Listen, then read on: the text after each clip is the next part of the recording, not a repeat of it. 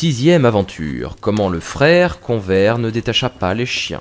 Mais pour surcroît de danger, en s'éloignant de la mésange afin de rentrer dans le bois, il se trouve en présence d'un de ces demi-vilains, demi-valets, qui par charité ou pour quelque redevance obtenait la faveur de vivre de la vie des moines qu'il servait ou dont il gardait des terres et les courtils.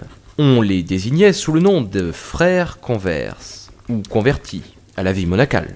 Jean peu considéré et qui méritait rarement de l'être davantage, celui-ci avait la charge de tenir en laisse 2 vôtres ou lévriers.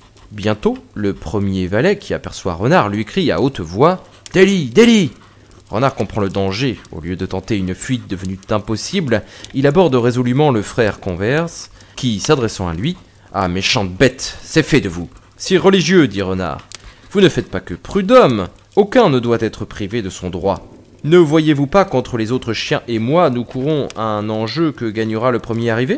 Si vous lâchez les 2 vôtres, ils m'empêcheront de disputer le prix et vous en aurez tout le blâme. » Le frère converti, homme simple de sa nature, réfléchit, se gratta le front. « Par Notre-Dame, se dit-il, Renard pourrait bien avoir raison. » Il ne lâcha donc pas les lévriers et se contenta de souhaiter bonne chance à Renard. Celui-ci, pressant alors le pas, s'enfonce dans les taillis et, toujours poursuivi, s'élance dans une plaine que terminait un large fossé.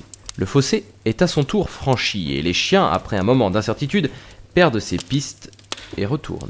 Mis à l'abri de leurs dents cruelles, Renard put enfin se reconnaître. Il était épuisé de fatigue, mais il avait mis en défaut ses ennemis, et si quelques heures de repos ne le rassasièrent pas, au moins elles lui rendirent sa légèreté et toute son ardeur de chasse et de maraude.